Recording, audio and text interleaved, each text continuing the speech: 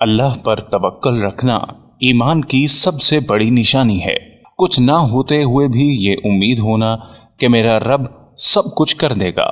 جتنا ایمان مضبوط ہوگا اتنا ہی توکل پختہ ہوگا، کیونکہ اللہ فرماتا ہے میرے ساتھ جیسا گمان کرو گے میں ویسا ہی معاملہ فرماؤں گا۔ اچھا سوچو گے اچھا ہوگا، برا سوچو گے برا ہوگا۔ انسان بڑا ہی بے صبر ہے، اسے لگتا ہے میں جو کر رہا ہوں ٹھیک کر رہا ہوں، اللہ کو مشورے دے رہا ہوتا ہے، وہ بہتر جانتا ہے کیا دینا ہے اور کیا نہیں۔ توکل کیا ہے؟ کیا روزی روٹی کے لیے ہماری جد و جہد کرنا توکل کے خلاف ہے؟ اس سے پہلے ان سوالات کی جانب بڑھیں، حسب روایت ہم آپ کو اپنے یوٹیوب چینل پر خوش آمدید کہتے ہیں۔ اگر آپ ہمارے چینل پر نئے ہیں اور آپ نے ابھی تک ہمارے چینل کو سبسکرائب نہیں کیا تو ابھی سبسکرائب کریں اور ساتھ لگے بیل کے بٹن پر کلک کریں تاکہ آپ کو ہماری ہر نئی آنے والی اور دینی معلومات سے بھرپور ویڈیوز وقت پر پہنچ سکیں۔ توکل لفظ وکل سے نکلا ہے، جس کے معنی ہے خود کو سپرد کر دینا یا مکمل بھروسہ کرنا۔ میری حقیر رائے میں توکل کسی مولوی صاحب سے سیکھنے کی بجائے معصوم بچوں سے سیکھیں۔ مشاہدہ ہے کہ جب کسی بچے کو کوئی غیر انسان گود میں لینا چاہے تو وہ ڈر کر روتا ہے، شور مچاتا ہے، مگر جب اسی بچے کو اس کا باپ گود میں لے کر ہوا میں کئی فٹ اچھالتا ہے تو وہ ڈرنے کی بجائے خوشی سے کلکاریاں مارتا ہے اور اکثر دوبارہ اچھلنے کی فرمائش بھی کر ڈالتا ہے۔ وہ معصوم بچہ جانتا ہوتا ہے کہ کچھ بھی ہو جائے اس کا باپ اسے زمین پر گرنے نہ دے گا۔ اس بچے کا یہ اعتماد اور بھروسہ دراصل اپنے باپ پر اس کا توکل ہے۔ یہاں اللہ پر توکل کا ایک قصہ بیان کرتے ہیں۔ کسی صابر و شاکر اور عیال شخص کی بیوی بڑی بد زبان اور نافرمان تھی، جس کی وجہ سے وہ صاحب ایمان بڑا پریشان رہتا تھا۔ ایک مرتبہ اس کی بیوی بچوں کو کئی روز تک فاقے کاٹنے پڑے۔ بیوی نے شوہر کو برا بھلا کہا کہ جاؤ اور کچھ کما کے لاؤ۔ اس نیک بخت نے کہا اللہ کی بندی، رات کو شور و غل نہ کر، صبح جا کر کوئی مزدوری کر لوں گا۔ صبح وہ گھر سے نکل پڑتا ہے لیکن کوئی اس سے نہیں پوچھتا، اپنے کام میں لگ جاتے ہیں۔ وہ ایک جنگل میں عشاء تک عبادت کرتا ہے اور خالی ہاتھ گھر لوٹ جاتا ہے اور سوچتا ہے خالی ہاتھ دیکھ کر بیوی پتہ نہیں طوفان کھڑا کرے گی۔ تو بیوی نے سوال کیا کہ میاں صبح سے لے کر اب تک کیا کمایا ہے؟ شوہر نے کہا جس کی مزدوری کی ہے وہ بڑا ہی رحیم و کریم ہے، اس نے کل دینے کا وعدہ کیا ہے۔ اس پر عورت جھلا گئی اور کہنے لگی ہمارے بچے چاہے بھوک سے مر جائیں، تم وعدے کرتے پھرو۔ اگلے دن وہ پھر گیا، خدا کی شان اسے پھر مزدوری نہ ملی۔ وہ پھر عبادت الہی میں مشغول ہو گیا۔ جب گھر لوٹا تو پھر وہی سوال ہوا کہ آج دونوں دن کی مزدوری لائے ہو؟ اس نے کہا اس نے کل دینے کا وعدہ کیا ہے۔ یہ سن کر وہ آگ بگولا ہو گئی اور کہنے لگی کل تینوں دن کی لے آنا ورنہ گھر نہ آنا، اور اس کو ایک تھیلی دیتی ہے۔ پھر وہ عبادت الہی میں مصروف اور کسی معجزے کی تلاش میں گیا۔ جب کچھ نہ ملا بیوی کے ڈر سے اس تھیلی میں ریت ڈال لیا کہ رات تو گزر جائے گی، لیکن جب گھر کے قریب آیا تو بیوی کا ڈر غالب آنے لگا اور واپس مڑنے لگا کہ اچانک ایسی خوشبو آئی کہ اس کے دل و دماغ کو معطر کر دیا۔ عورت خوش ہوتی ہوئی گھر سے نکلی اور کہا اندر آؤ، بتاتی ہوں کیا معاملہ ہے۔ کہنے لگی ایک سبز پوش دروازے پر کھڑا کہہ رہا ہے کہ اپنے شوہر کی 3 دن کی اجرت لے لو مگر اس کو کوئی ایذا نہ دینا۔ وہ اللہ کی حمد و ثنا میں کھو گیا۔ بیوی کہتی ہے کہ خوشحالی میں پریشانی کیسی؟ کہنے لگا اللہ کی بندی، یہ میں نے تینوں دن کہیں مزدوری نہیں کی بلکہ اللہ کی عبادت کی ہے۔ تیرے ڈر سے تھیلی میں ریت لا رہا تھا لیکن اس رب نے میری لاج رکھ لی۔ اس شخص نے تمام عمر اللہ کا شکر گزاری میں گزار دی۔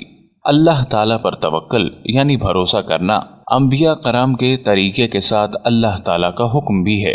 قرآن و سنت میں توکل علی اللہ کا بار بار حکم دیا گیا ہے۔ صرف قرآن کریم میں 7 مرتبہ وعلی اللہ فلیتوکل المؤمنین فرما کر مومنوں کو صرف اللہ پر توکل کرنے کی تاکید کی گئی ہے۔ یعنی حکم خداوندی ہے کہ اللہ پر ایمان لانے والوں کو صرف اللہ ہی کی ذات پر بھروسہ کرنا چاہیے۔ آئیے سب سے قبل توکل کے معنی سمجھیں۔ توکل کے لفظی معنی کسی معاملے میں کسی ذات پر اعتبار کرنے کے ہیں، یعنی اپنی عاجزی کا اظہار اور دوسرے پر اعتماد اور بھروسہ کرنا توکل کہلاتا ہے۔ شرعی اصلاح میں توکل کا مطلب اس یقین کے ساتھ اسباب اختیار کرنا کہ دنیاوی اور اخروی तमाम मामलात में नफ़ा और नुकसान का मालिक सिर्फ और सिर्फ अल्लाह की ज़ात है। उसके हुक्म के बगैर कोई पत्ता दरख्त से नहीं गिर सकता। हर छोटी बड़ी चीज़ अपने वजूद और बका के लिए अल्लाह की मोहताज है। गर्ज ये कि खालिक कायनात की ज़ात बारी पर मुकम्मल एतमाद करके दुनियावी असबाब इख्तियार करना तवक्कल अलल्लाह है। अगर कोई शख्स बीमार हो जाए तो उसे मर्ज से शफायाबी के लिए दवा का इस्तेमाल तो करना है, लेकिन इस यकीन के साथ कि जब तक अल्लाह शिफा नहीं देगा दवा असर नहीं कर सकती। यानी दुनियावी असबाब को इख्तियार करना तवक्कल के खिलाफ नहीं, बल्कि अल्लाह ताला का निज़ाम यही है कि बंदा दुनियावी असबाब इख्तियार करके काम की अंजाम दही के लिए अल्लाह की ज़ात पर पूरा भरोसा करे। यानी ये यकीन रखे कि जब तक हुक्म खुदाबंदी नहीं होगा असबाब इख्तियार करने के बावजूद शिफा नहीं मिल सकती। हजरत मरियम अलैहिस्सलाम ने जब अल्लाह के हुक्म से बगैर बाप के हजरत ईसा अलैहिस्सलाम को जना तो उनके लिए हुक्म खुदाबंदी हुआ कि खजूर के तने को हिलाएं, यानी हरकत दें। उससे जब पकी हुई ताज़ा खजूरें झड़ी तो उनको खाएं। अल्लाह ताला अपनी कुदरत से हजरत मरियम अलैहिस्सलाम को बगैर किसी सबब के भी खजूर खिला सकते थे, लेकिन दुनिया के दारुल असबाब होने की वजह से हुक्म हुआ कि खजूर के तने को हिलाएं। चुनाचे हजरत मरियम अलैहिस्सलाम ने हुक्म खुदाबंदी की तामील में खजूर के तने को हरकत दी। खजूर का तना इतना मजबूत होता है कि चंद ताकतवर मर्द हजरात भी उसे आसानी से नहीं हिला सकते, लेकिन सिन्फ नाजुक ने इस कमजोर सबब को इख्तियार किया तो अल्लाह ताला ने अपने हुक्म से सूखे हुए खजूर के दरख्त से हजरत मरियम अलैहिस्सलाम के लिए ताज़ा खजूरें यानी ग़िज़ा का इंतज़ाम कर दिया। इस वाक़े से मालूम हुआ कि जो भी असबाब मुहैया हों अल्लाह पर तवक्कल करके उन्हें इख्तियार करना चाहिए। असबाब तो हमें इख्तियार करने चाहिए, लेकिन हमारा भरोसा अल्लाह की ज़ात पर होना चाहिए कि वो असबाब के बगैर भी चीज़ को वजूद में ला सकता है और असबाब की मौजूदगी के बावजूद उसके हुक्म के बगैर कोई भी चीज़ वजूद में नहीं आ सकती। हजरत इब्राहीम अलैहिस्सलाम को जलती हुई आग में डाला गया।